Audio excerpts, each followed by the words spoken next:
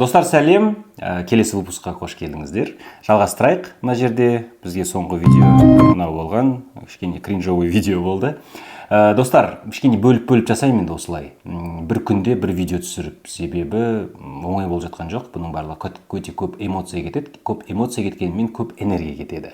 Так что осылай бөліп жасаймын. Так, көп сөз жоқ болмасын. Қазір сразу жалғастырайық. Бізде бәрі көрініп тұр. Запись экраны қостым. Все. Мына адамдар 2024 жылы кредиттерін төлемейді. Ол кімдер десеңіз, бір жыл бойы кредиттеріңізді жағдайыңыз келмей төлей алмай жүрсеңіз, кредиттеріңіз толықтай кешіріледі. Бұл қалай десеңіз, бұл мына заңға сәйкес. И начнем, пожалуй, с одной из важных новостей. Казахстанцы смогут... жалпы жақсы, сапалы. Назар аударту бойынша да бар кішкене, бірақ бұдан да назарды аударту, мына жерде де қорқынышпен айтсақ, мына жерде де бар ғой, вот, кредит төлемейтін жүрген адамдар осылай болады екен деген сияқты. Сол жерде қорқынышты ретінен жасақ жақсы болар еді бұл жерде. Мына просто мына адамдар 2024 жылы кредиттерін төлемейді. Ну, тоже, в принципе, цепляющий. Жалпы жақсы. Осы адамдар 24 жылы кредиттерін төлемейді. Немесе, кредитіңізді төлегіңіз келмесе, онда қазір осы кісілерді сіздерге көрсете кетейін. Вот прямой айтсақ та жақсырақ болады да бұл. Кредитті төлегіңіз келмесе, осылай болады деген сияқты. Керемет. Вот точно назар аудартылады бұл жерде. Қазақстанда тұрамыз ғой, бізде әрбір адамда кредит бар. Солай өзгерсек жақсы болады. Пожалуй, одной из важных новостей. Казахстанцы смогут списать свои долги по кредитам. Правда, для этого им будет необоримо признать себя банкротами. Вот мен қазір қарап жатырмын, иә, почти соңына дейін жетті. Мен қазір бұны қарап біткен жоқпын. Точно айтам, қазір продажа болып кетеді аяғында. Типа, маған жазыңыз деген нәрсе болып кетеді. Банкроттыққа шығу үшін сізде сауатты сопровождение керек. Осы орайда мен сізге көмектесе аламын. Толығырақ. Сразу продажа болып кетті. Бұны біз опять таргетке жіберсек жақсы өтеді. Бірақ беріңізші, көп пайдалы ақпарат беріңізші. Мен біріншіде де екінші выпускта бұл туралы көп айтқанмын. Парақшаға кірейікші. 9000 оқырман.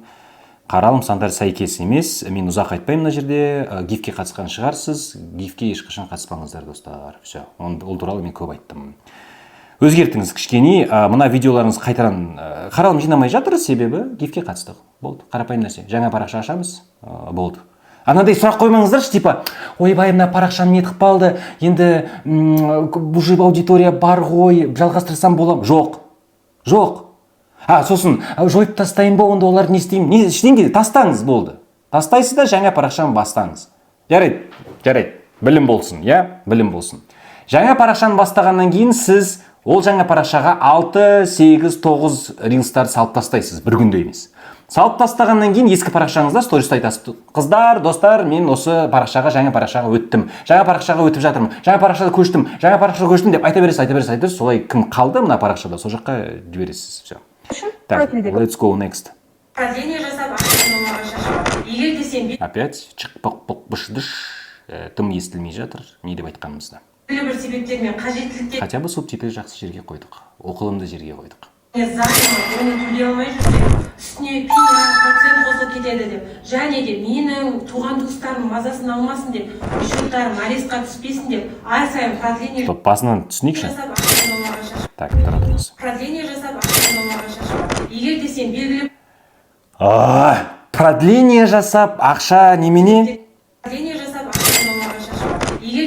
Продление жасап ақша ауаға шашпа деген назар аударатын қатты нәрсе емес бұл жерде. Бір себептермен қажеттіліктеріне заңы оны төлей алмай жүрсе, үстіне процент қосылып. Да елки-палки. Блин, пожалуйста. Естілмейді ғой не деп айтып жатқан. Вообще. Өзіңіздің микрофон, пожалуйста, микрофон алыңызшы. Микрофон сатып алыңызшы. Ары қарай, сіз естімей жатқаннан еще эффекттер қойып жатырмыз. Қақ деген нәрселерді. Шынайы түсіндіп оқығым келеді, не деп айтып жатырмыз, не туралы, бірақ кедергі болып тұр. А представляете, жаңа адам осы видеоны көрген кезде не істейді ол? Өтіп кетеді. Егер де сен белгілі бір себептермен қажеттіліктеріне заңы оны төлей алмай жүрсе, үстіне процент қосылып кетеді деп. Звукты дұрыстаңыз. Окей? Эффекттер жасамаңыз. Сосын назар аударатын нәрсе енді Әнеге. қандай предложение жасаймын, иә? Енді критика жасадық, предложение жасаймын. Былай жасаңыз, былай. Төлей алмай жүрсем, Вот төлей алмай жүрсіз бе? Вот мына жерде. кредиттеріңе займ алып, оны төлей алмай жүрсем, Займ алып, кредит алып, төлей алмай жүрсіз бе? И ары қарай кетеміз. Осы күшті назар аудартады. одан да сізге тиімді график алып И аяғында сатамыз, иә? Көрейік. алыңыз, және де осындай жағдайда жүрген достарыңызбен бөлісіп қойыңыз. Профильда WhatsApp ссылкам тұр, сол жерге тиімді график Жақсы, Динара, жақсы. Жалпы ақпаратты беріп отырмыз, тегін ақпарат беріп отырмыз. Беріңіз, көп ақпарат беріңіз. Сосын стористі шақыртасыз. Стористі айтасыз, сатасыз, стористі кішкене сатасыз. Немесе 10 видео пайдалы болсын, сосын 11-ші видеосы арасында сатып жіберуге де ары қарай болады. Шақыртып мен үйретемін деген сияқты сторителмен де ішінде болады. 168 қаралым, 168 мың дейді. Так, вообще біз наставник, рейтинг, грант, арест, график, декрет, ИП бәрін жаздық бұл жерге.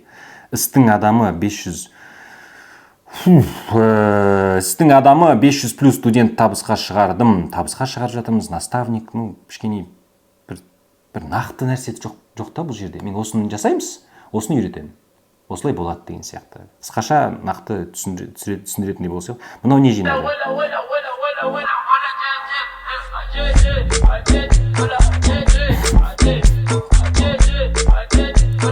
Окей. Бұндай видео біз арасында жіберуге болады. Мүмкін қаралым санымен бізге керекті аудитория ішінен мүмкін шығатын шығар, бірақ жиі жасамаймыз бұндай видеоларды. Лучше жаңағы сияқты сөйлеп жатқан видеолар көбірек жасаңыз. ИП арқылы декретке дұрыс шығудың жолдары. Бірінші, Ну, тоже. ИП арқылы дұрыс декретке. Просто дұрыс декрет емеңіз, декрет жағынан еще ақшаны айтыңызшы. Адамдарды ақша айтып жатқан кезде жүгіріп келеді сізге. Так, кеттік дальше. Тізеңіз қақсап, ауырып жүрме. Қазір таңда 30-дан астам кісілерде тізе аурулары. Что-то мынау басындағы знакомый звук бар ғой. Вув деген. Мен бір рет парақшамда бір разбор жасағам. Тура осындай басы болған. Деген. Промобилограф жасадым ма? Тізеңіз қақсап, ауырып жүрме. Қазір таңда 30-дан астам кісілерде. Вот опять назар аударту бойынша тағы да кішкене углубленно ойлану керек та. Тізеңіз қақсап, ауырып жүрме. Назар аудартылады жалпы. Бірақ тізеңіз қақсап, ауырып жүрсе, ол осындай нәрсеге жеткізуі мүмкін деп қорқытамыз. Тізе аурулары, артрит, артроз, гонартроз, көксар. Просто бұндай терминдер бізге қорқынышты емес. Біз мынаны оқығаннан менде кейде болады енді 34 жасымда келіп отырмыз уже ақырында тізе кейде қақсайтын моменттер болады. Вот мен қарап отырғанда артроз, мартроз, жапатроз, котатроз, мататроз деген нәрселерді мен білмеймін ол не екен. Остеотроз, остеопороз. Ойбай кетті. Пароз, мароз, жароз. Кетті. Оған бірден бір себеп тізедегі сұйықтықтың азаюы немесе таусылуы. Ол Қарапайым тілмен айтыңыз, иә? Мен доғдырдың, жас доғдыр. Дәрігердің доғдыр, апам сияқты айттым ғой. Дәрігердің видеосына разбор жасағанмын. Соны да қарай салыңыз тағы бір рет. толтырудың ең тиімді әдісі плазматерапия. Плазматерапия ол сіздің қаныңыздың құрамындағы тромбоциттерге, витамин, минералдарға бай сары суды тізеге құю әдісі. Біздің клиникада бұл әдісті Еуропада білім алған білікті мамандар жасайды. Ендеше тізесі ауыратын танысыңызға жіберіңіз және де... Жақсы, окей, ары қарай жақсы. Аватарка вообще супер. Біз дәрігер екеніміз, доғдыр екенімізді көрсетіп отырмыз бұл жерде. Так, қаралым жинаған мынау 29 мың дейді. Бізде сұрақ оқырман қалай жиналған. 29 мың дейді. Кажется, мынау таргетке жіберілген шығар. Что-то кішкене сәйкес болып тұрған жоқ. 29 мың оқырманға. Опять жаңағы айтқандай сияқты жаңа парақшаны бастаңыз. Все. Мынандай видеолар негізі шығу керек, қаралым жинау керек. Вейп немесе электронды темекі Жақсы ақпараттар. жүрсіңдер. Вейптің құрамында Бұлай да болады. Просто кедергі болып тұр гифке қатысқаныңыз. Так, let's go дальше. Үй жағдайында балаңызға телефонның орнын басатын ойын жасап беріңіз. Өте қажет ойын, сондықтан сақтап алыңыз. Шаблон қажет болса, комментарийге жазамыз. Бұл ойын үшін қараңдар, қағаз, ғана қажет болып. Так, жақсы. Бұндай видеолар негізі қаралым жинайды, сізде жинамай жатыр. Тағы да көбірек салу керек. Так, қандай ошибка болуы мүмкін негізі? Вообще балаларға арналған осындай контенттер жақсы жинайды негізі қаралымдарды. Тағы бір рет көрейікші. Үй жағдайында балаңызға телефонның оқылымды жеріне қояйық, орнын басатын ойын жасап беріңіз. Өте қажет ойын, сондықтан сақтап алыңыз. Шаблон. Вот знаете, лучше былай айтсақ, үй жағдайында, например, телефонды жаңағы біздің ата-аналардың мәселесі телефонға кіріп кететін нәрсе ғой. Сол жерде осыны айтыңызшы. Телефонға кіріп кететін болса, лучше осындай ойынды оған үйретіп жеріңіз. Осындай оған қызықты болады. Әлде бұл жерде осындай нәрсені үйреніп кетеді. Моторика, дегенде сияқты нәрселерді айтып жеріңіз. Просто так үй жағдайында осындай жаңағы ойынды жасап көріңіз деген сияқты емес. Жаңағы нәрселерді айтып жерсеңіз жақсы болады. Сол жағынан өзгерістер жасап көріңіз. Санасқан балаларға арналған ойын өз қолыңыздан жасап берсеңіз болады. Сондықтан сақтап алыңыз. TikTok қалай болып жатыр? Надеюсь, TikTokқа да салынып жатыр бұндай видеолар. Салынып жатқан шығар, ол жақтан да көруге болады. Вообще TikTokқа салған кезде оның алгоритмі кішкене жақсырақ жұмыс істейді, Instagramнан қараған кезде. Даже ең бірінші видеоны салған кезден басталады сол жақта. Салыңыз, ол жақта мүмкін қаралым көбірек жинайтын шығар. Бұл жерде жаңағы сияқты кішкене ойын ойнап жатыр ма, синий тракторы көре береді ма деген сияқты нәрселерді қосыңыз бұл жерде. И опять қорқыныштарды қосыңыз. Мен енді әке ретінде видеоны көрген кезде сіздің балаңыз мультикті көп көре берсе, оған осындай кедергі болады, мынандай нәрселер болады. Оның орнына лучше осындай ойын оған үйретіңіз деп, сондайға өзгертіңіз.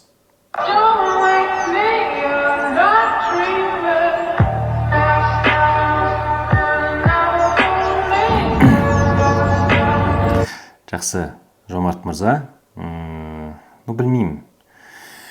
Енді свободный, простой вайп, бұндай нәрселерде опять көп қаралым жинау үшін кадрларда өте әдемі болу керек. Айтылып жатқан нәрсенде тағы да не мәселе?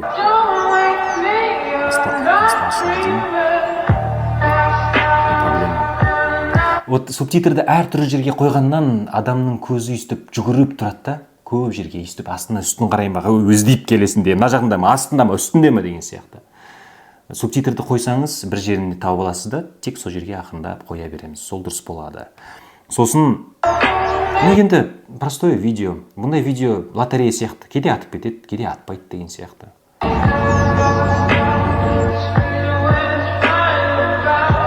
Сіз FPV pilot боп қайда сіздің мықты видеоларыңыз? FPV анандай дронмен здание кіріп, айланып, өстіп, өтіп, сондай бар ма? Жоқ.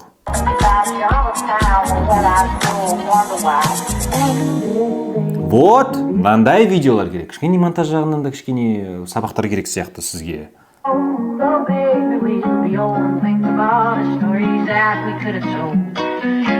Ұзақ видеолар жасамаңыз. Себебі мына жерде кадрлар тура соңына дейін көрім келеді деген сияқты кадрлар емес. Кейбір кадрлар сондай FPV дронмен ана жердегі түсірген. Жақынырақ тағы да түсіріңіз, водный мотоциклмен келе жатқан кезде өйсті жақынырақ өтіп нетіп көріңіз сол кезде. Сонда точно вау эффекттер болады. Және ұзақ жасамаңыз роликтарыңызды. 10 секунд, 12 секундтық болсын. Так. Опа, камера тұр.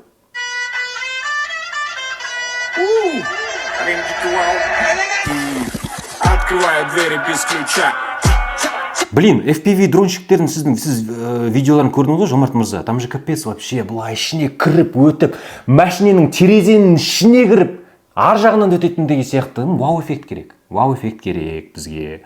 Мынау просто дрон видеолар. Так, ары қарай кеттік.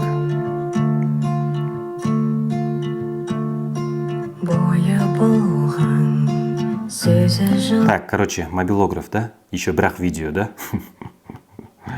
Кеңес номер 1.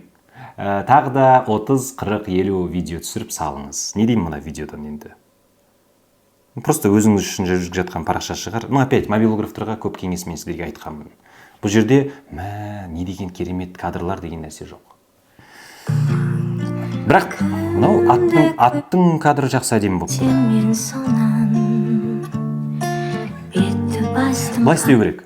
вообще мүмкін ауыл шаруашылығын жасап нетіп жатсаңыз, ауылды сағындың ба, мәтін жетіспей тұр да, андай бір-біріне жіберетін видео, осыны бір-біріне жіберу үшін мәтін кішкене жетіспей тұр.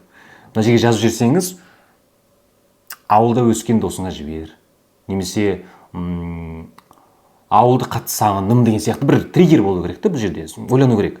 Сондай нәрсе жазсаңыз, бір-біріне жіберіп қаралым жинау мүмкін бұл жерде. Енді жіберіп отырсыз бұндай видеоны разборды жасап отырмын. Келесі кеттік.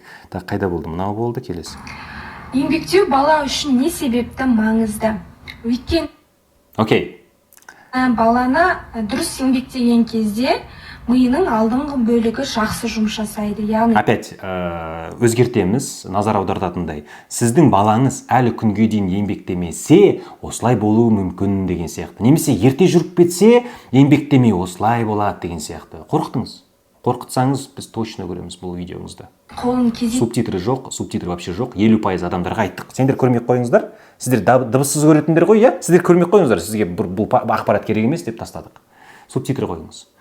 Мына ең басында менің видеоларымды қарап шығыңыз, мен кейде назар аударту үшін еще мәтінді әдемілеп басында еще жазып қоямын да тұрады сол. Басында назар аудартатын нәрсені айтып тұрған кезде тұрады.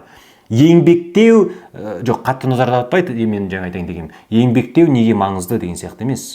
Балаңыз еңбектемесе, мынаны мұқият тыңдаңыз деген сияқты. Солай нәрсе жазып қою керек. кезек қойған балаңыздың дұрыс еңбектеп жатқан кейін салмақ салады.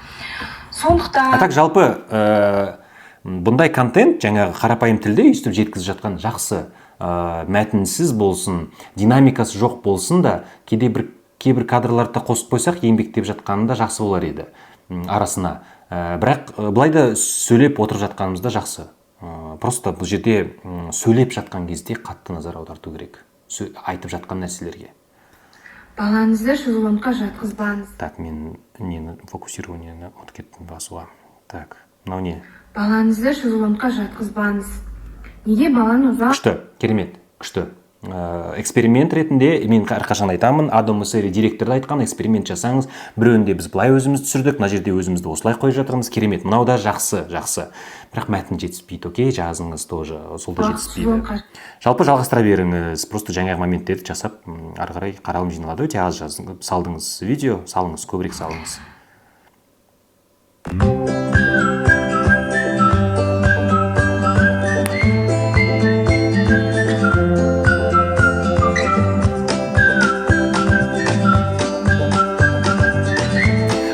Қараңыз, не себеппен біз ұзақ кадрлармен әрбір детальдарды көрсетіп жатырмыз бұл жерде. Сразу басынан бастап уже түсінікті бұл не нәрсе екен. Анаңызға сыйлап жатқан сияқты видеолар болса жақсы болар еді. Мынау кімге подарок, мама, ожидающим своего чуда. То есть беременным, да, получается. Сол жағынан да көрсету керек. Жаңағы екі қабат әйелді тауып, мысалға, туысқан арасында болса да, достарыңыз арасында болса, соған сыйлап жатқанында, еще сторителлмен айтсақ та жақсы болар еді, неге осындай сыйлау керек деген сияқты, не себеппен деген сияқты. А так просто так ойыншықты алып, былай түсіре беру, еще ұзақ, мен айтқанмын ғой, видеоны соңына дейін көруде маңызды бұл жерде. А біз оны жасап жатқан жоқпыз. Ол маңыздылығын біз бұл жақта көрсетіп жатқан жоқпыз. И сол себеппен бізде 20 секундтық болды. Бұның барлығын біз 7-10 секундтың ішінде бәрін көрсете аламыз. Резко, тез нетіп. 290, не? Ну-ка, тағы. Хорошо, жаңағы тоже. Мынау жақсы.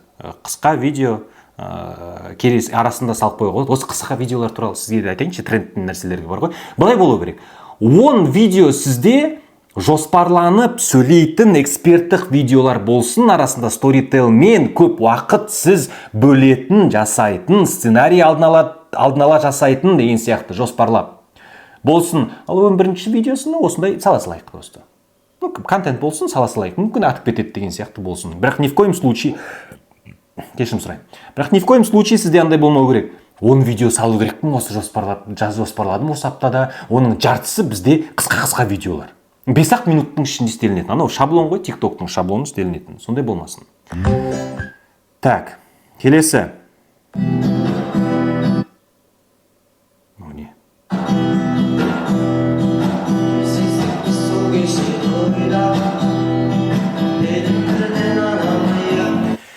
Так, гитарист мырза, я?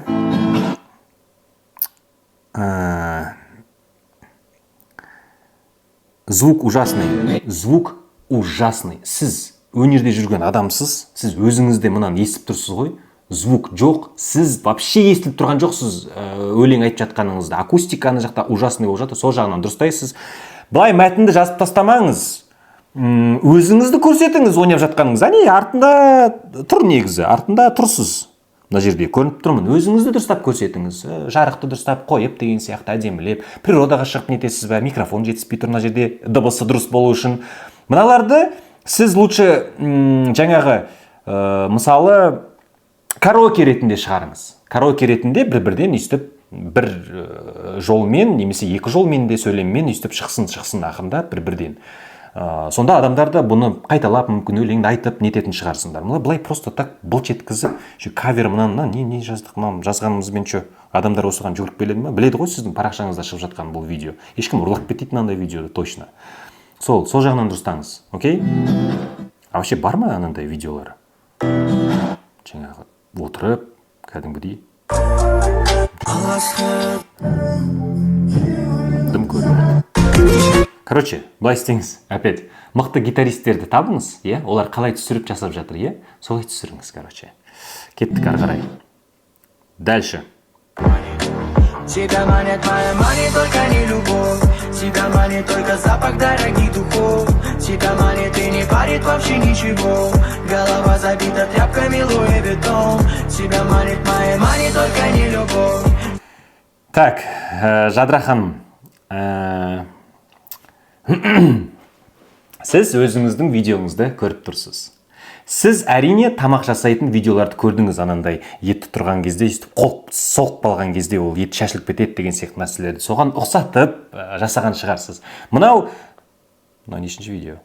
Басында солай жасап жатсақ, жалпы жақсы, бірақ өте қатты даму керек.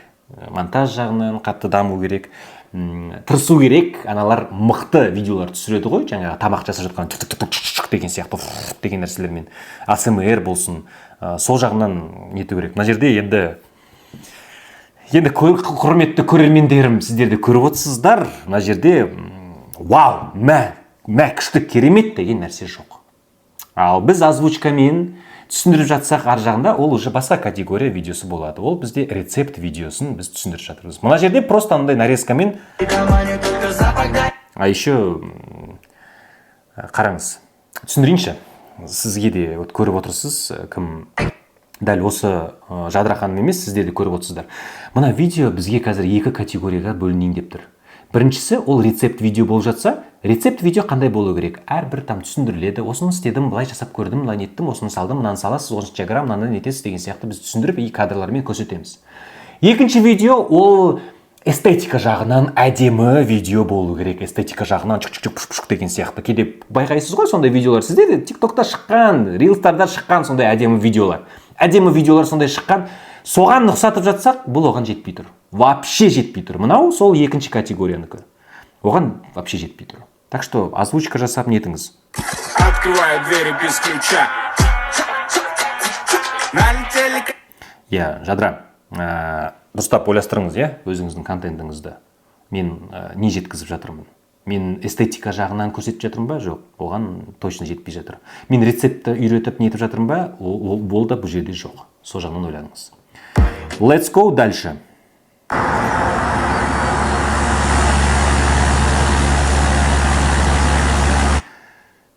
Так, жүлделеріміз көп болсын.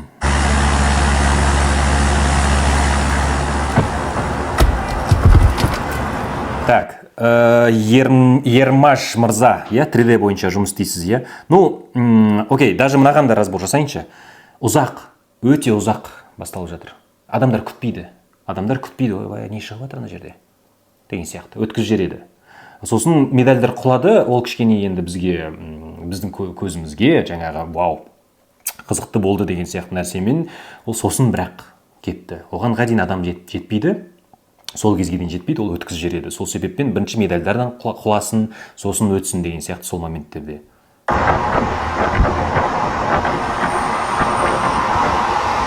Иә. Енді мынандай видеоның мен жақсысын көргенмін. Соған жетуге тырысыңыз. Жетіспей тұр кейбір моменттер. Енді критический мышление бар менде, 3D эффект, 3D Studio Max болсын, жаңағы 3D жасайтын бойынша. Сол жерге жетіспей тұр мына жерде там прям вау деп тұрғаны ше. Сосын мынау тренд негізі. Тренд деген нәрсе білеміз. Кейде адамдар басында таңғалады, ана Есентайдың ішіне өйстіп қойып қояды ғой, өйстіп сондай шыққан. Қазіргі кезде уже адамдар таңғалмайды ол нәрсеге. Себебі адамдар уже көрген бұл нәрсені. Жаңа нәрсе ойлап табыңыз. Дальше.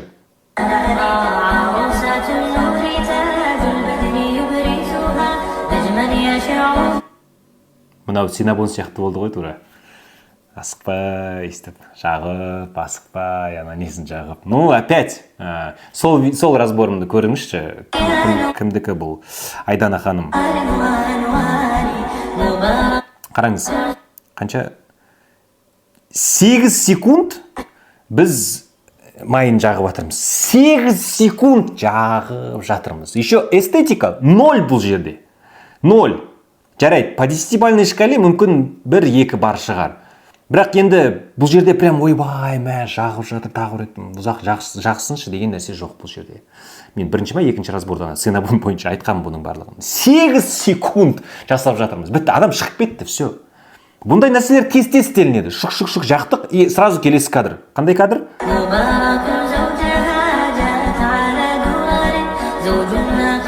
Опять жағып жатырмыз, салып жатырмыз.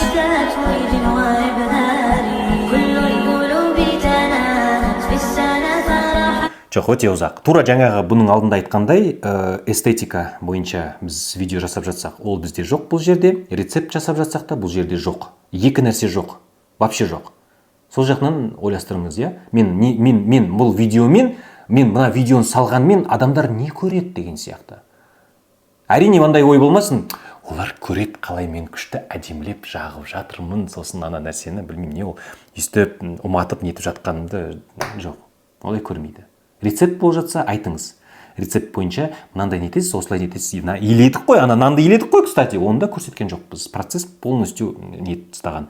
Ана Синабон бойынша разборымда бір қарап шығыңыз тоже. Ұзақ нетпей қойың, иә? Келесі. iPhone құрылғыңыздағы деректерді жоғалтып алмау үшін настройкаға кіріп, Face ID қосымшасына кіріп, өшіру деп аталатын функцияны өшіруді ұмытпаңыз. Әсіресе кішкентай балдар барларға. Себебі ол сәтсіз аяқталғаннан кейін барлық деректер автоматты түрде жойылады. Окей, түсінікті. Сапа жетіспей тұр бұл жерде. iPhone-да өшіп кеткен фото-видеоларды қайдан табамыз?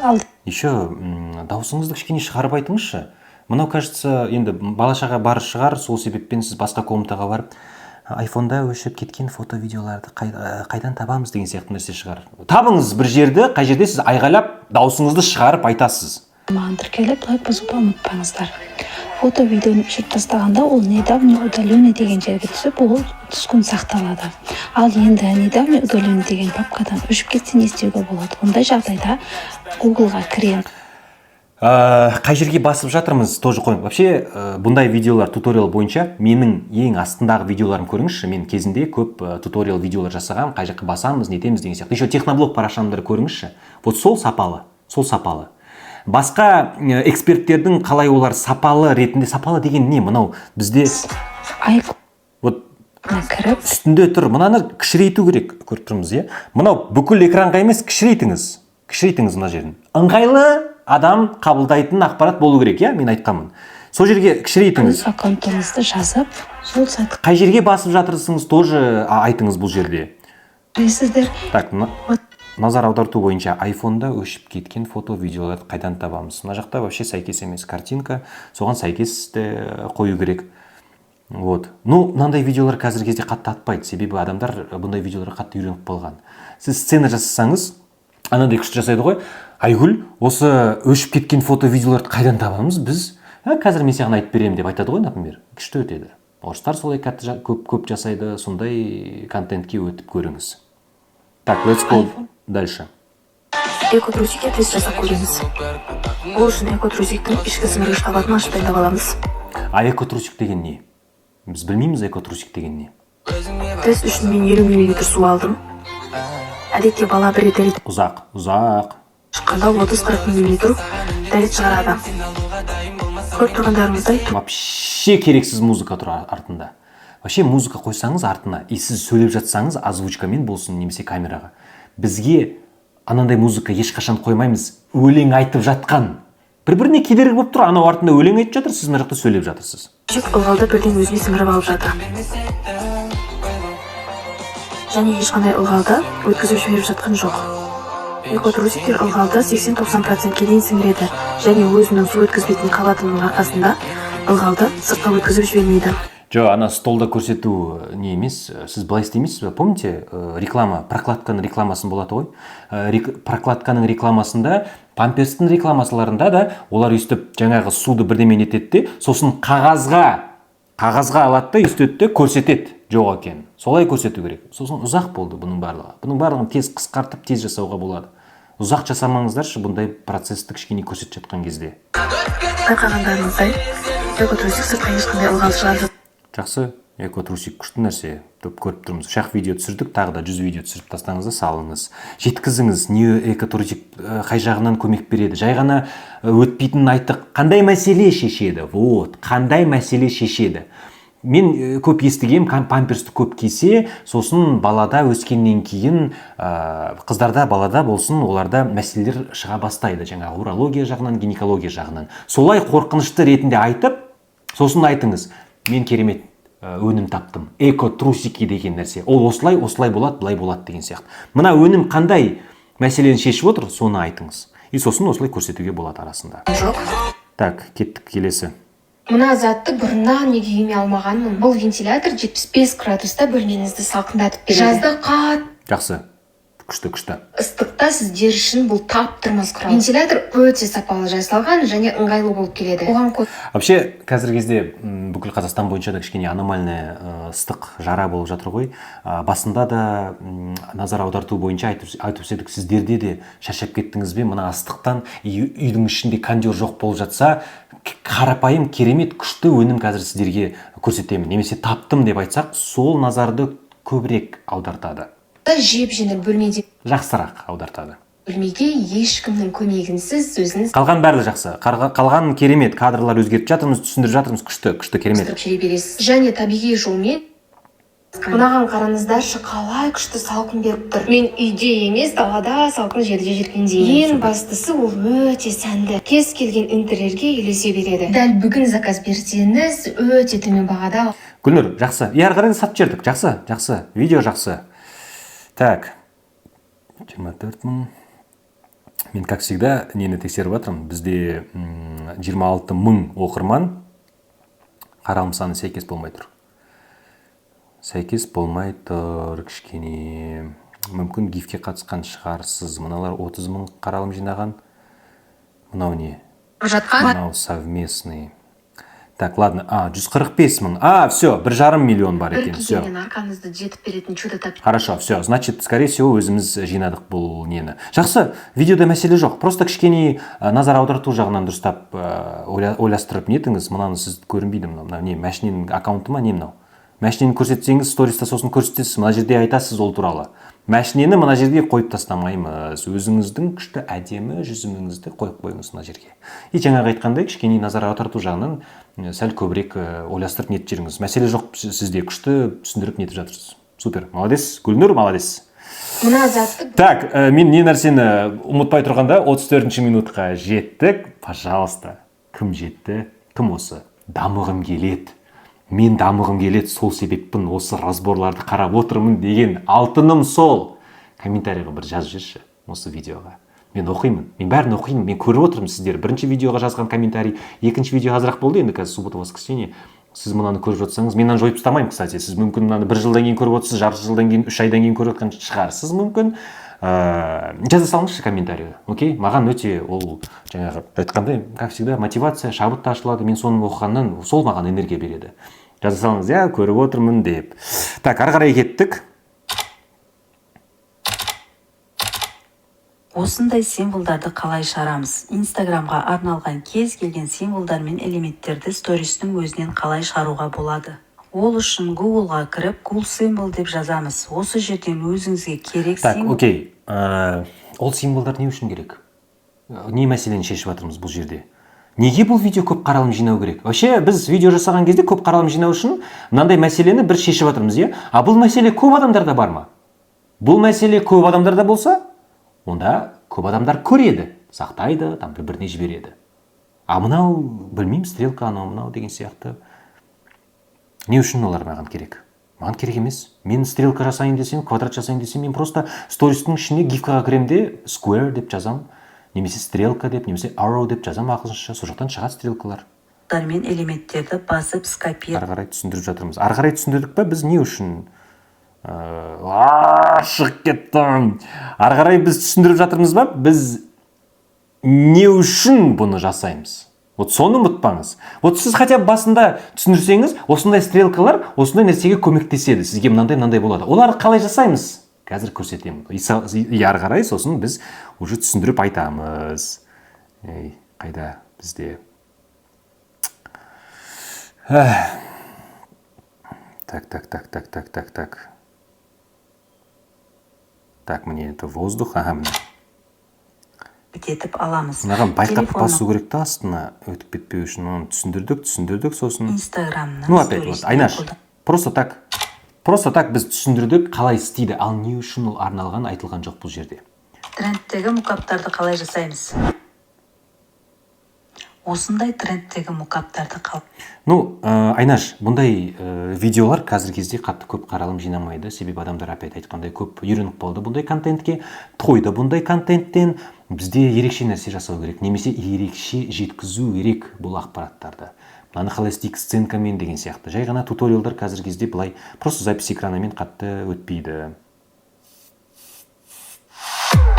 Так, понятно. Так, понятно. Бізде алғашқы 3 видео, тағы да 100 видео түсіріп тастаңыз и TikTokқа да салыңыз, окей? Так, келесі.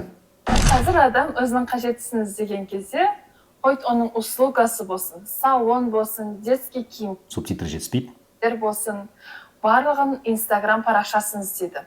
Оның отзывтарын оқиды, нәтижесін көреді, жұмыстарын бақылайды. Онлайн түрде қызметін көрсетпесе, күдіктене сенімсіздікпен қарайды. Жұмысының айнасы іспеттес. Бұл имидж. Қазіргі заманға сай болу қажет. Ал мен саған оның қыр-сырын үйретемін. Бизнесіңді онлайнға шығарып, сатып жердік, просто сатып жердік. Так, Исмаил, Асема, сіз наставниксіз. Давайте сіз наставник ретінде лучше қалай өзіңіздің шәкірттеріңіздің мәселелерін шешіп жатырсыз, қалай көмектестіңіз, қандай кейс болды, пайдалы ақпарат көбірек беріңіз, пожалуйста. Бар ма пайдалы ақпарат?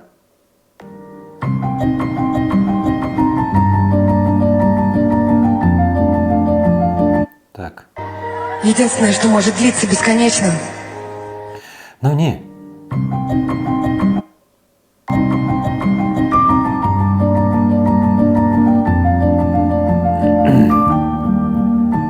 Ну, конечно, қаралым жинамайды бұл нәрсе. Ештеме назар аудартатын нәрсе жоқ. Вау! Не деген монтаж деген ештеңке жоқ бұл жерде. Ештеме жоқ бұл жерде. Вообще мақсатсыз. Единственное, что может длиться бесконечно. Понятно. Асем. Блин.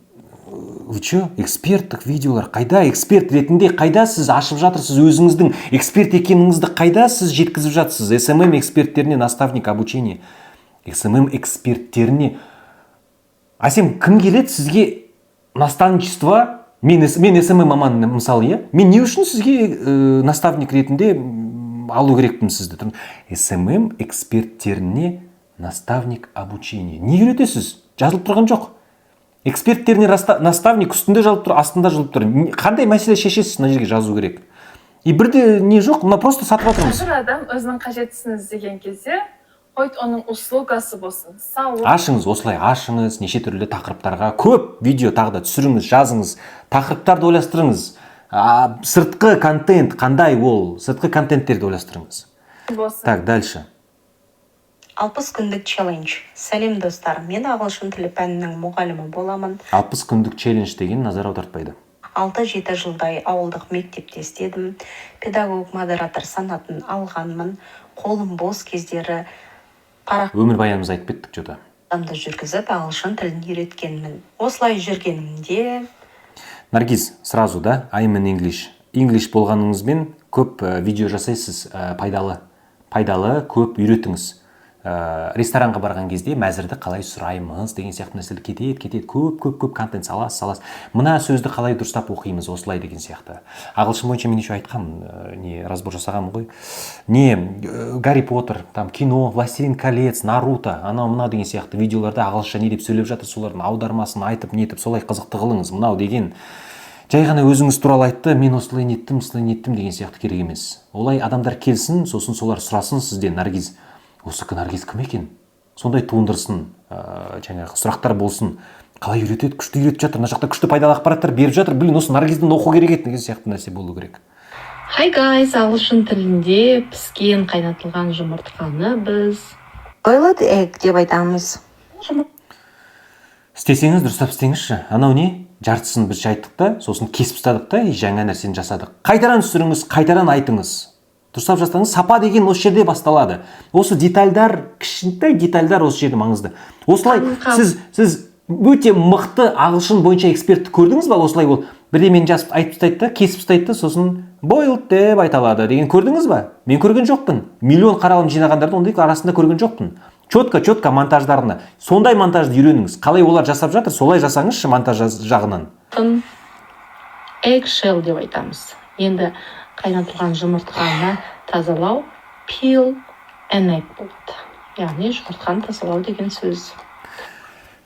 Бір қолымызда телефон, бір қолымызда жұмыртқаны ұстап тұрмыз. Peel дегенді көрсеткен кезде енді көрсетіңіз, өйстіп аршып жатқаныңызда, мынау қалай айтылады деген сияқты. Ол peel деп айтылады. Білесіз ғой бұның барлығын. Я уверен, сіз білесіз. Бірақ жасаған жоқсыз, себебі жарайды, салайын бірдеме. Жарайды, былай түсіріп, бір қолмен ұстап тұрмын, что-то неудобно. Жарайды, нете салайын деген сияқты. Вот көріп тұрсыз ғой, что неудобно, бір қолмен ұстап тұрған. Телефоныңызды былай қоясыз міне. Ой, сорри.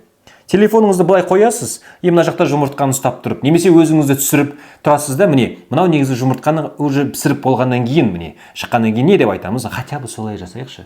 Сапа деген осы бұл жерде. И 100 видео түсіріп тастаңыз. 60 күн. Let's go дальше.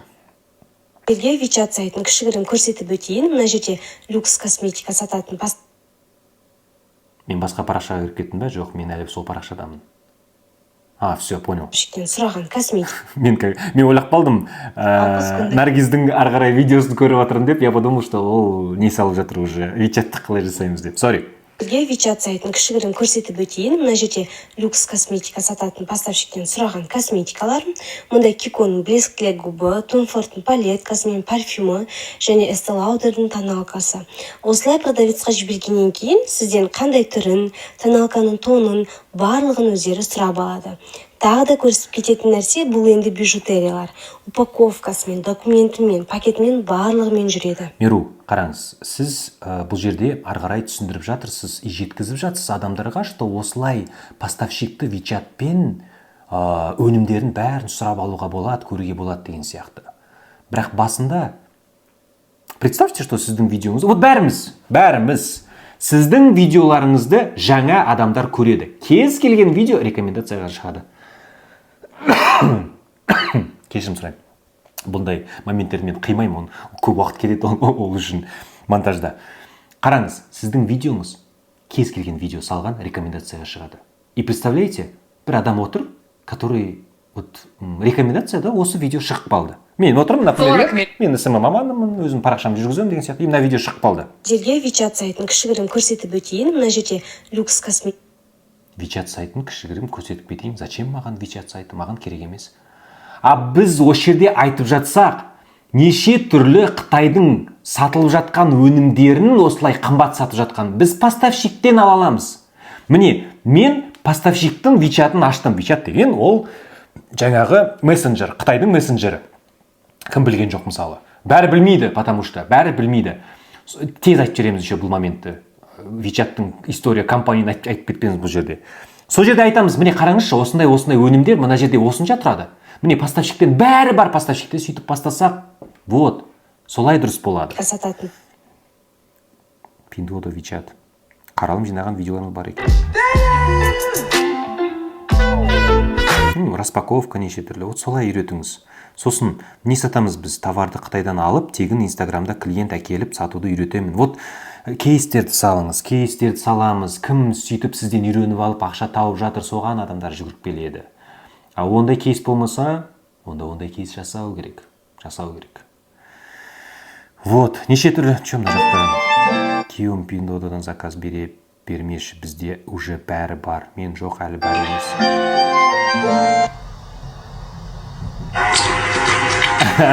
Қызықты. Конечно, 331 мың қаралым жинайды. Күшті. Распаковка жасаңыз, неше түрлі өнімдерге ары қарай жалғастырыңыз. Бірақ жаңағы видео, мен айттым, ондай видео қаралым жинамайды. Жаңадан көріп отырған видео. Әрқашан видео салып отырсыз ба, всегда ойлап отырыңыз. Мына видеомды қазір вообще Қытай бойынша білмейтін адам көреді қазір деп, солай отырыңыз. Так, let's go дальше.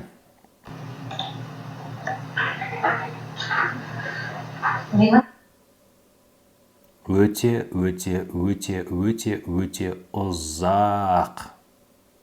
ұзақ. Бұл нәрсемен біз назар аудартпаймыз. Основной жұмысым бар, және тұрақты табысым да бар.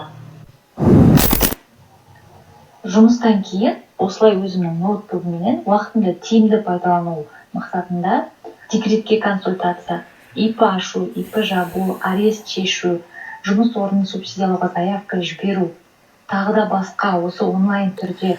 Ақнұр, үйде шай ішіп отырғандай подружкамызға, құрбыңызға осындай история айтып отырған сияқтымыз. Біз асықпай айтып отырмыз. Қатты асықпай айтып отырмыз. Динамика керек. Жылдам айту керек. Немен назар? Міне, үсті қарайтты адам, сөйте салады. Бұндай видеоңызды сөйтіп өткіз жереді. Назар аударту өте маңызды. Қанша айттым мен? Мына жерде ешқандай назар аудартқан жоқпыз. Жарайды, не басында не айтып отырмыз? Менің основной жұмысым бар, және тұрақты табысым да бар. Менің основной жұмысым бар, және тұрақты жұмысым да бар. Және күйеуім бар, және балаларым бар. Менде көп нәрсе бар. Еще компьютерім бар, еще офисім бар. Бұл нәрсемен адамдарды назар аудартпаймыз біз бұл жерде. Білім жетіспегендіктен. Вот сіздер осылай видео түсіресіз, Вот бір жерден хотя білім алыңызшы, пожалуйста. Алғаннан кейін осындай қарапайым нәрселерді, сіз осындай қарапайым қателіктерді жасамайтын боласыз. Сіз осындай видеоны түсіріп қазір өзіңіздің уақытыңызды көп кетіріп жатырсыз да, керексіз нәрселерге. Ұзақ дамисыз, өте ұзақ. Кейбір адамдар вообще дамымайды даже бұндай. Осылай сала береді. Қаралым жинамай жатыр, бұл менікі емес екен, все деп кететін бізде. Кешірім сұраймын. Дұрыс білім алып хотя бы, осы жерде керекті нәрселерді үйреніп алғаннан кейін сонымен жасасаңыз, дұрыс тәжірибе жинайсыз да тезірек дамисыз.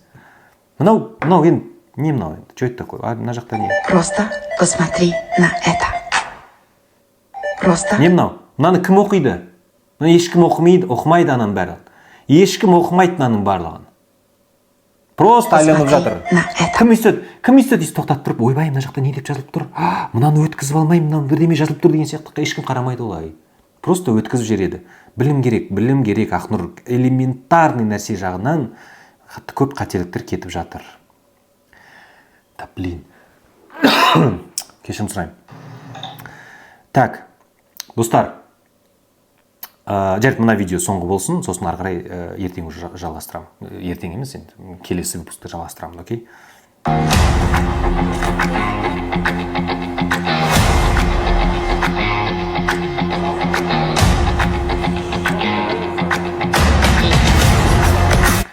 Так, дзюдо дейді, достар. Бұндай парақшаларда бізде жай ғана осындай монтаж жасап, ол қаралым жинамайды. Дзюдо бойынша мықты парақшаны жүргізгің келеді ме? Күшті приемдарды көрсетіңіз. Ол приемның аты қандай? Сосын, Елдос Сметов. Міне, атады мұнау. Елдос Сметов алтын медалін қалай алып кетті? Қандай приеммен? Бұл прием осылай болып аталады. Ол былай істелінеді. И көрсетеміз ана жерде, жаңағы дзюдошымен екеуі тұрады да. Жасайды да жаңағы приемды осылаймен ол ұтып кетті. Бұл нәрсенің негізі үйрену не өте оңай нәрсе. Ары қарай уже даже мына жерде сатып жіберуге де болады. Біз осындай нәрселерге үйретеміз. Алтын медаль алатындай деген сияқты шығаруға тырысамыз деген сияқты нәрсені нетуге болады.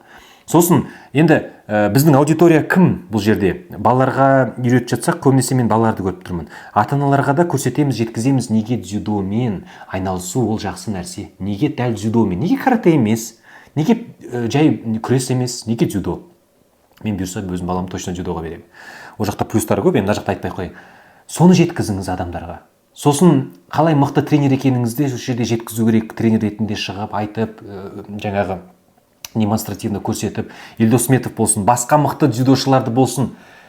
И осының барлығын күшті әдемілеп осылай жеткізуге болады. Просто так анандай видео қаралым жинамайды. Жай ғана бір көрсетіп жатырмыз, қай жаққа барғанын неткен. Сол, тағы не бар?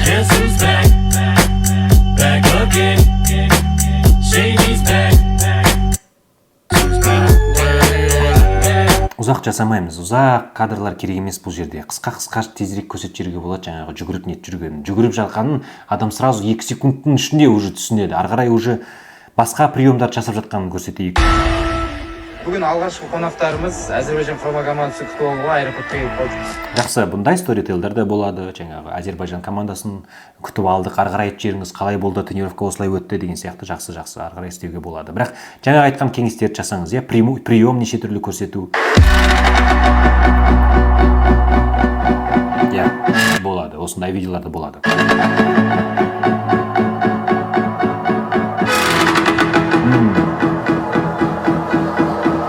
Осыған да не талдау жасап жеріңіз, айтып жеріңіз тоже шығып деген сияқты. Керемет. Болады негізі. Просто жаңағы хайповый нәрселерге де видео түсіріңіз, иә. Адамдарға танымал. Сосын тағы бір нәрсе болған. Максим Раков деген біздің дзюдошымыз бар. Азияда алған ғой деймін бірінші орын. Блин, не помню бар ғой. Соның бір конфликтный видеосы бар. Конфликтный видеоларды салсаңыз да күшті болады. Конфликтный видеода ол алдыда жаңағы қай жақтан... Короче, дзюдошымен шықты да, Максим Раков бірдеме істеп жерді, аяғын артып жерді ғой деймін ананы. И сосын Максим Раков келді де, қолын берейін десе, ана қолын алмай кетті де, сосын Максим алды ананы қадап жерді, короче. И соның жерін талдап жеріңіз. Тренер ретінде айтыңыз өзіңіздің пікіріңізбен. Негізі ол дұрыс істелін ба, дұрыс істелінген жоқ па? Сосын судья очко берді деген сияқты. Очконы берді, себебі осылай деген сияқты. Түсіндіріп жеріңіз. Сондай нәрселерді жақсы атады. Бұндай видеолар көп қаралым жинайды. Сол, достар, рахмет. Осы, так, мен мына жаққа келдік. 52-ші минутқа дейін жетсеңіздер, комментарийға жазып жеріңіздерші. Рахмет сіздерге. Келесі выпуск салғаннан кейін тағы да разборларды көресіздер.